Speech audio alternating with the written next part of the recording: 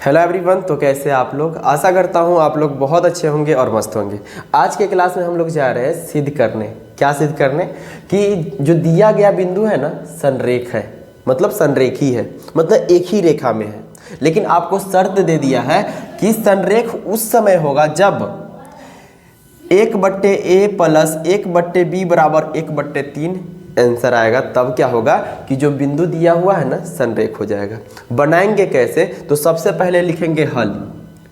हल में लिखेंगे दिया गया बिंदु a बराबर मान लिए क्या 3,3, b बराबर मान लिए a,0, c बराबर मान लिए क्या 0,b। अब क्या करेंगे कि किसी भी बिंदु को संरेख दिखाने के लिए हम त्रिभुज का फॉर्मूला लगाते हैं, त्रिभुज का क्षेत्रफल लगाते हैं। तो इसलिए लिखेंगे त्रिभुज का क्षेत्रफल। त्रिभुज का क्षेत्रफल होता है अगर 3 बिंदु दिया गया हो तब क्या फॉर्मूला होता है 1/2 bracket x1 into plus x2 into plus x3 into, अब ब्रैकेट बंद। लेकिन ब्रैकेट में क्या होता है सो सुनिए। तो y minus y, y minus y, y minus y, और ये y क्या होगा? तो इसका सूत्र होता है, या पिन कोड बोलिए 23 31 12। 23 31 12। ये कहाँ से मान निकलेगा? x1 x2 x3 y1 y2 y3। तो आपको नज़र आ रहा होगा, इसी से पता कर लेंगे। क्या हमको तो पहले लिखना चाहिए था, लेकिन यहाँ पे लिख देते हैं। क्या होगा? इसलिए x1 बराबर x2 बराबर x3 बराबर, तो जो पहले है ना वो x1 है, x2 है, x3 है। तो x1 का मान 3, x2 का मान a और x3 का मान 0 तथा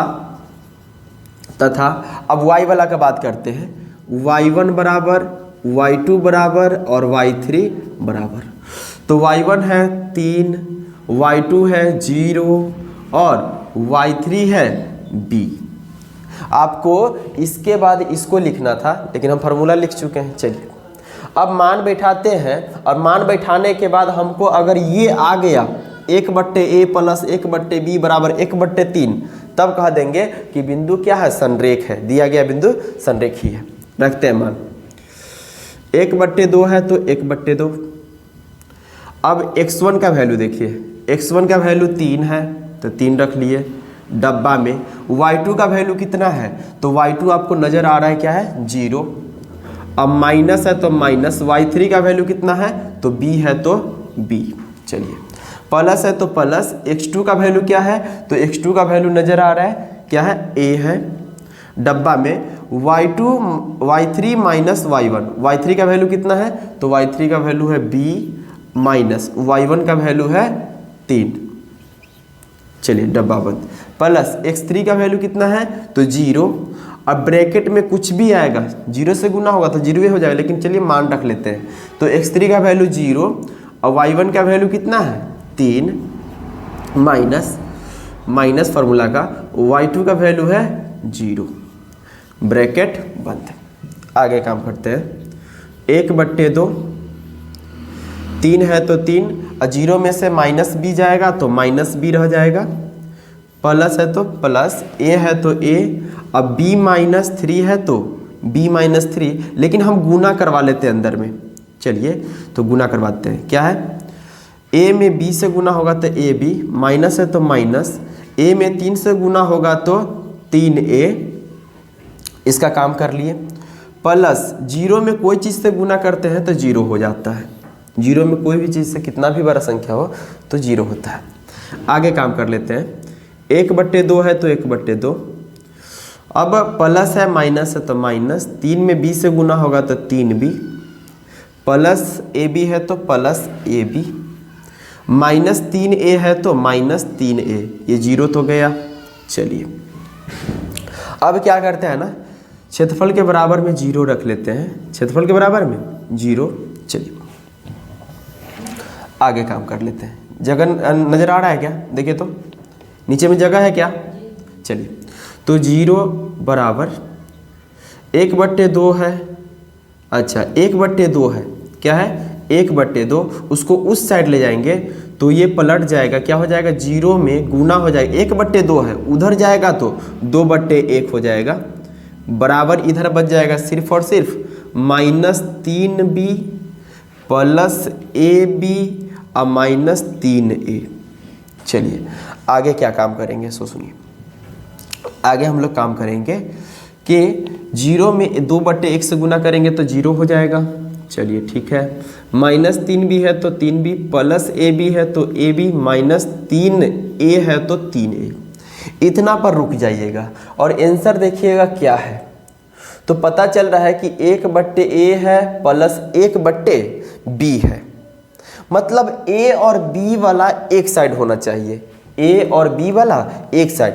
तो देखिए a है, a वाला 3a है, माइनस में है उधर ले जाएंगे तो प्लस, ये b वाला भी माइनस में उधर ले जाएंगे तो प्लस। तो कर लेते हैं, पहले a वाला को ले चलते हैं तो पता चलेगा क्या कि 3a हो गया अब प्लस में 3b हो गया, 3a प्लस 3b, मतलब माइनस वाला दोनों को उस साइड ले गए, बराबर में बचा रह गया ab।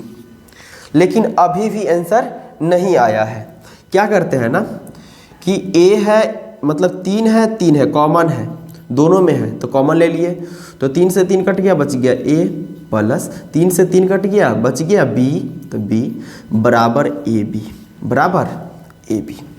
अब आगे काम करते हैं, a प्लस b है तो a प्लस b बराबर ab, बराबर ab। ये गुना में है तो बट्टे में चला जाएगा, बट्टे में 3 आ गया और आंसर में बट्टे में 3 है, बट्टे में 3 है।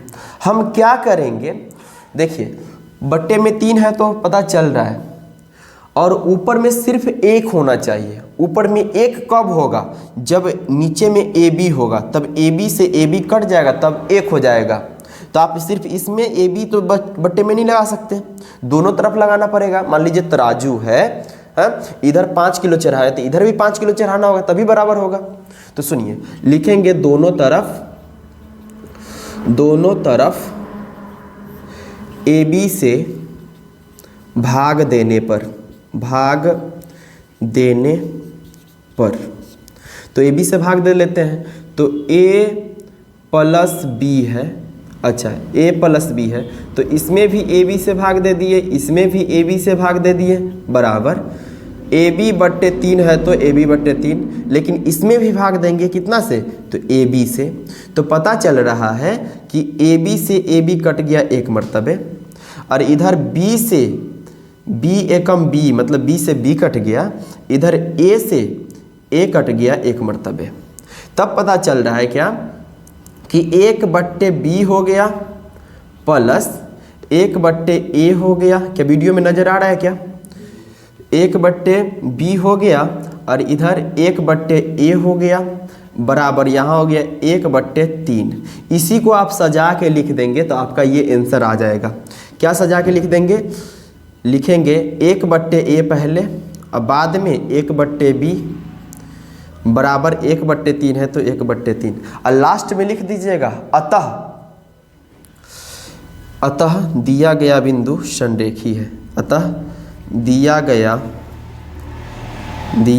बिंदु संरेखी है, बिंदु संरेखी है। अच्छे से लिख देते हैं, संरेखी है। यही क्या हो गया? साबित हुआ। लिख देंगे साबित हुआ। यही आपका फाइनल आंसर है। अगर बात समझ में आया हो तो बहुत बहुत बहुत अच्छा है, और समझ में नहीं आया तो एक बार और वीडियो को देखिए, समझ में आ जाएगा। ये बहुत इंपॉर्टेंट है, नोट कीजिए। Thank you.